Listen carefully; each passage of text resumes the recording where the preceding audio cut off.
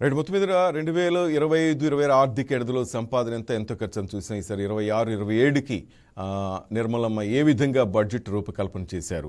మెయిన్గా ఏంటంటే జిఎస్టీ, అలాగే ఎంప్లాయీస్కి ట్యాక్స్ అయితేనేమి, ఎలక్ట్రానిక్ గూడ్స్ అయితేనేమి, డిఫెన్స్కి ఎంత బడ్జెట్ అని, వ్యవసాయ రంగానికి సార్ రైల్వే మళ్ళీ పక్క రోజు మనం చూడొచ్చు. మొత్తం మీద కేంద్ర బడ్జెట్ సంబంధించి సామాన్యులు అసలు ఏమనుకుంటున్నారు, ఏ విధంగా ఉంటే బడ్జెట్ బాగుంటుంది అని అందరూ కోరుకుంటున్నారు. మనతో పాటు చర్చించడానికి కొట్టిపల్లి అయ్యప్ప గారు ఉన్నారు. అయ్యప్ప గారితో మాట్లాడదాం. అయ్యప్ప గారు, ఏంటి ఈసారి నిర్మలమ్మ ఎటువంటి స్టెప్ తీసుకోబోతున్నారు, ఏ విధంగా ఉంటుంది బడ్జెట్ అని మీరు భావిస్తున్నారు? ఈసారి బడ్జెట్లో అత్యధిక భాగం 50.65 లక్షల కోట్ల రూపాయల బడ్జెట్ని, భారీ బడ్జెట్ని ప్రవేశపెట్టనున్నారు. అందులో ఆర్థిక రంగానికి అలాగే రక్షణ రంగానికి పెద్దపీట వేయాలని చెప్పి నిర్ణయించారు. ఈ నిర్ణయంలో భాగంగానే గతంలో 2025-26లో మనం చూసుకున్నట్లయితే ఏ రకంగా కేటాయింపులని ఉన్నవి అనేవి ఒకసారి చూసుకున్నట్లయితే గత బడ్జెట్లో 183 లక్షల కోట్ల రూపాయలు భారతదేశం అప్పుల్లో ఉంది అని చెప్పి ఆ అప్పులు తీర్చడానికి కూడా కొంత మొత్తంలో బడ్జెట్లో కేటాయించడం జరిగింది. ఈ బడ్జెట్లో అయితే ఆర్థిక శాఖ, మౌలిక వనరులు, అలాగే మినిస్ట్రీ ఆఫ్ డిఫెన్స్, ఈ శాఖలకి పెద్దపీట వేశారని చెప్పి మనం చెప్పుకోవచ్చు. అందులో భాగంగానే గతంలో 19,39,000 కోట్ల రూపాయల అతిపెద్ద మినిస్ట్రీ ఆఫ్ ఇండియా ఫైనాన్స్ కింద కేటాయించడం జరిగింది ఆర్థిక శాఖకు. అలాగే మినిస్ట్రీ ఆఫ్ డిఫెన్స్, రక్షణ శాఖకి 6,81,210 కోట్ల రూపాయల అత్యధిక అసమానతల్లో ఒకటైనటువంటి మినిస్ట్రీ ఆఫ్ డిఫెన్స్కి కేటాయించడం జరిగింది. Ministry of road and transport highway అథారిటీకి 2,87,333 కోట్ల రూపాయలు రహదారులు, మౌలిక వసతుల కింద కేటాయించడం జరిగింది. మినిస్ట్రీ ఆఫ్ రైల్వే కింద ఇప్పుడు మనం చూసుకున్నాం 6 రైల్వే లైన్లు కానీ, అలాగే గతంలో 2 రైల్వే లైన్లు ఉండేవి, వందే భారత్ ఎక్స్ప్రెస్లు కానీ, గ్రీన్ఫీల్డ్ రైల్వేలు కానీ, వీటికి పెద్దపీట వేస్తూ గతంలో 2,87,333 కోట్ల రూపాయలు కేటాయించడం జరిగింది. అలాగే ప్రధానమైనటువంటి నేషనల్ హైవే రహదారులు, ఏదైతే కేంద్ర రహదారులు, అలాగే కోస్టల్ క్యారిడార్ రహదారులు, వీటిని అభివృద్ధి చేయడానికి మనం చూస్తూ ఉన్న గత 10 ఏళ్లుగా బీజేపీ ప్రభుత్వం పెద్ద ఎత్తున రైల్వే అలాగే రోడ్డు రవాణా మార్గాలని డెవలప్ చేయడానికి అత్యధికంగా పెట్టుబడులు పెడుతూ ఉంది. ఇందులో కొంత రైతులు కూడా ఎక్కువ మొత్తంలో పెట్టాలని చెప్పి కోరుతూ ఉన్నారు. ఎందుకంటే రైతులకి బడ్జెట్లో తక్కువ వాటా ఉంది. రైతుల్లో ఏదైతే ఎరువులు పెరుగుతూ ఉన్నాయి దాని మీద జిఎస్టీ తగ్గించాలి, గూడ్స్ అండ్ సర్వీస్ ట్యాక్స్ని తగ్గించాలని చెప్పి రైతులు కోరుతూ ఉన్నారు. కానీ మెయిన్గా చూస్తుంటే ఈసారి చాలామంది ఈ జీ వైపే అందరూ చూపు కనిపిస్తుంది అయ్యప్ప గారు. ఎందుకంటే గ్రామీణ అభివృద్ధికి సంబంధించి 100 రోజుల పాటు ఉపాధి కల్పనకు సంబంధించి దీనికి ఎక్కువ నిధులు కేటాయించే అవకాశం ఏమైనా కనిపిస్తుందా? ఖచ్చితంగా అండి. మనం Mahatma Gandhi national rural employment guarantee scheme కింద 100 రోజులు పనికి ఆహార పథకం కింద మొదలైనటువంటి ఈ పథకం 100 రోజులు గ్రామీణ ప్రాంతాల్లో అనేక మౌలిక సదుపాయాలు, రోడ్లు రూపకల్పనలకు ఈ కార్యక్రమాన్ని వాడుతూ ఉంటారు. ఇందులో భాగంగానే ఎన్ఆర్ఈజీఎస్ ఫండ్స్ ద్వారా 14,000 కోట్ల రూపాయలతో ఆంధ్రప్రదేశ్లో రోడ్లు, అలాగే డ్రైన్లు, నీటి వసతులు నిర్మాణాలు జరిగాయి.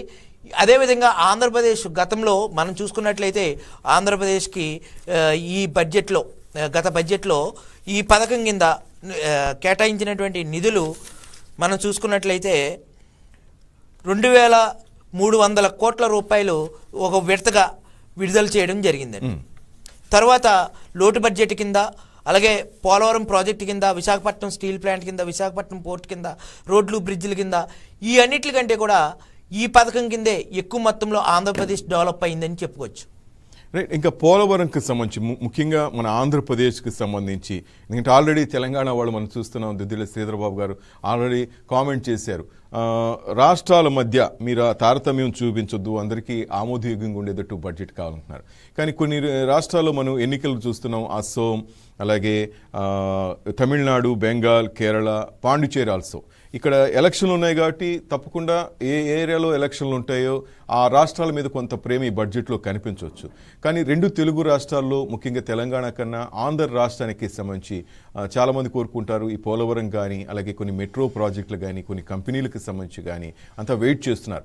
ఈసారి మనకి సపోర్ట్గా కానీ మనకు అనుగుణంగా బడ్జెట్ ఏమైనా ఉండొచ్చా, ఆశగా ఎదురు చూడొచ్చా? ఖచ్చితంగా అండి. ఎందుకంటే ఆంధ్రప్రదేశ్ యొక్క సంఖ్యాబలం మీద కేంద్ర ప్రభుత్వం ఆధారపడి ఉన్నది కాబట్టి ఖచ్చితంగా కేంద్రం యొక్క దేశంలో రెండో అతిపెద్ద నది అయినటువంటి గోదావరి మీద నిర్మాణం ఈ పోలవరం ప్రాజెక్టు ఇది ఏళ్లకు ఏళ్ళుగా పెండింగ్లో నత్తనాటకన సాగుతున్నటువంటి ఈ ప్రాజెక్టు ఈ ఎన్నికల్లో హామీ ఇచ్చిన 2024-25 ఎన్నికల్లో ఖచ్చితంగా ఇది పూర్తి చేస్తామని చెప్పారు. ఆ రకంగానే 1893 కోట్ల రూపాయలు పోలవరం ప్రాజెక్టుకి ఆంధ్రప్రదేశ్కి కేటాయించడం జరిగింది. రోజువారీ ఖర్చులు ఎక్కువ పెరిగిపోవటం, అలాగే ఇతర రాష్ట్రాల నుంచి కూడా అనేక పర్యావరణ అనుమతులు రాకపోవటం వల్ల ఈ ప్రాజెక్టు నత్తనడకన సాగినా కానీ చివరికి గోదావరి జిల్లాల యొక్క చిరకాల కళ, అలాగే గోదావరి జిల్లాలలో ఈ పోలవరం ప్రాజెక్టు నుంచి గోదావరి, కృష్ణా, పెన్నా నదుల అనుసంధానం, అలాగే వంశధార, నాగావళి నదుల అనుసంధానం కూడా చేపట్టేటువంటి బృహత్కరమైనటువంటి ఈ ప్రాజెక్ట్ని పూర్తి చేయవలసిన బాధ్యత కేంద్ర ప్రభుత్వం మీద ఉంది. ఇది దేశంలో రెండో అతిపెద్ద ప్రాజెక్టు, అలాగే రెండో అతిపెద్ద నది మీద జాతికి అంకితం కూడా చేశారు. ఇది జాతీయ ప్రాజెక్టుగా పేరొందింది కాబట్టి ఈ బడ్జెట్లో ఈ నిర్మాణం చేపట్టడానికి అనుగుణమైనటువంటి నిధులు కూడా రాబట్టడానికి ఆంధ్రప్రదేశ్ ప్రయత్నం చేస్తూ ఉంది. అలాగే అయ్యప్ప గారు ఇంకోటి ఏంటంటే పిఎం కుసుమ్ అంటే మీకు తెలిసిందే ఈ తక్కువ ధరకే సౌర విద్యుత్ అందించే ప్రక్రియ. చాలా మంది కూడా ఇప్పుడంతా దాని మీదే ఆధారపడ్డారు. చాలా మంది ఇంట్రెస్ట్గా కూడా దానికి మొగ్గు చూపుతున్నారు. సో దీనికి గడువు పెంచే అవకాశం ఏమైనా కనిపిస్తుంది ఈ బడ్జెట్లో? అనౌన్స్మెంట్ ఏమైనా మనం వినొచ్చా? ఖచ్చితంగా అండి.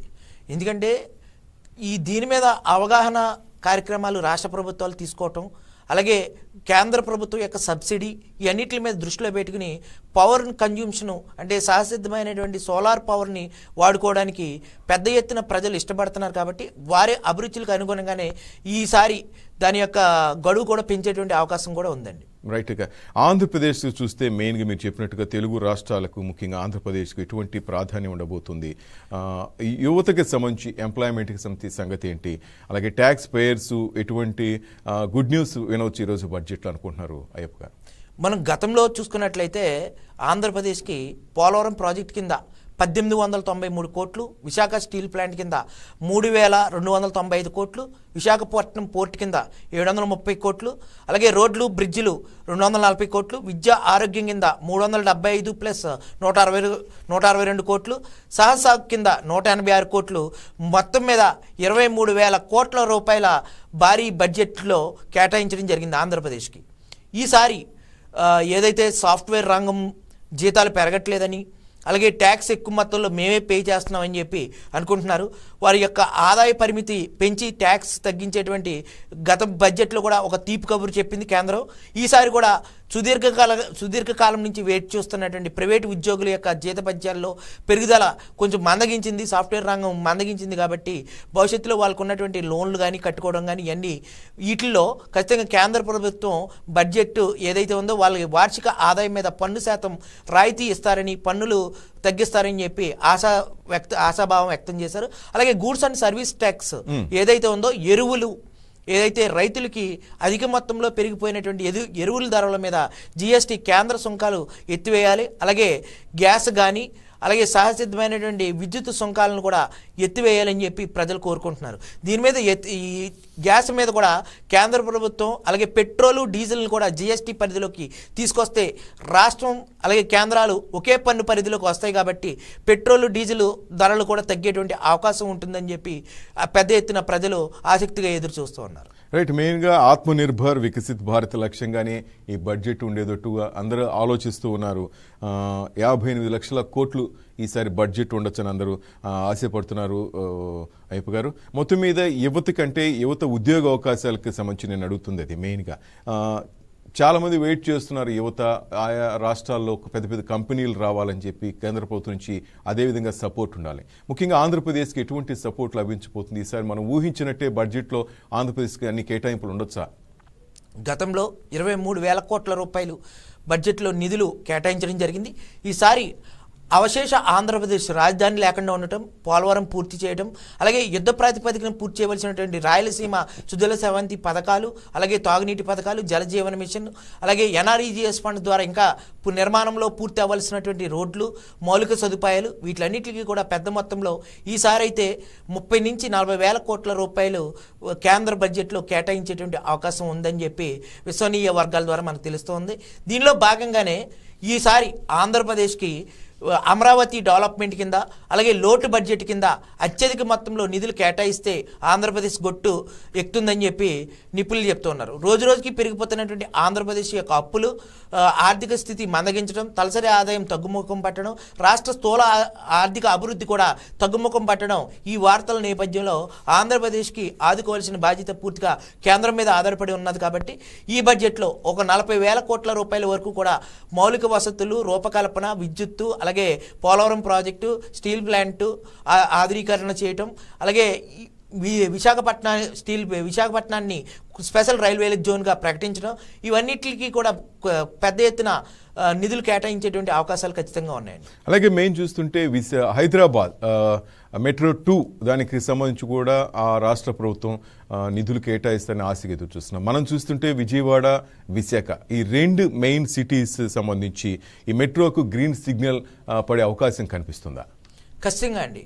ఎందుకంటే దేశంలో అతిపెద్ద నగరాల్లో విశాఖపట్నం, విజయవాడ అతిపెద్ద నగరం, అలాగే జనసాంద్రతలో కూడా చదరపు కిలోమీటర్కి ఎక్కువ మొత్తంలో నివసించేటువంటి నగరాలుగా పేరుగాంచినవి. ఖచ్చితంగా ఈ విశాఖపట్నం తీర ప్రాంతాల్లో కానీ అలాగే విజయవాడ కానీ కేంద్రం యొక్క నడిబొడ్డు. ఇక్కడ ప్రతి రైల్వే స్టేషన్లో కూడా ప్రతి ట్రైను ఆగుతుందండి. విజయవాడ కేంద్రం యొక్క దేశం యొక్క నడిబొడ్డు అని చెప్పుకోవచ్చు. ఇక్కడ ఖచ్చితంగా ఈ రైల్వే ఏదైతే ఉందో రైల్వే వ్యవస్థ కూడా డెవలప్ చేయాలి. అలాగే మెట్రో ట్రైన్ రూపకల్పనకి కొన్ని అవరోధాలు ఉన్నా కానీ రాష్ట్ర ప్రభుత్వాలు, కేంద్ర ప్రభుత్వాలు సంయుక్త సహకారంతో ఎల్ఎన్టీ ప్రాజెక్టు ఈసారి అడుగులు ముందుకు వేస్తుందని చెప్పి 2 నగరాల్లో కూడా విశాఖపట్నం, విజయవాడ కూడా ఆశాజనకంగా ఉన్నారు. అలాగే హైదరాబాద్లో కూడా రెండో దశ ఏదైతే మొదటి దశలో పూర్తి అయినటువంటి రైల్వే నిర్మాణం గణనీయంగా ఆదాయం పెరిగింది. ఈ మధ్యన రైల్వే టికెట్లు కూడా, మెట్రో ట్రైన్ టికెట్లు కూడా పెంచడం జరిగింది. ఎంత ఎక్కువ ట్రైన్లు ఉన్నప్పటికీ కూడా అంత మొత్తంలోనే హైదరాబాద్లో క్లౌడ్ పెరగటం, దానికి అనుగుణంగానే ఏర్పాట్లు చేయడం జరిగింది. మరికొన్ని ప్రాంతాలు ఏ అయితే గతంలో మాట ఇచ్చారో ఐటీ సిటీకి సంబంధించినటువంటి వేవ్రాక్ వరకు కూడా రెండో దశలో నిర్మాణం మెట్రో రైల్వే నిర్మాణం జరుగుతుంది.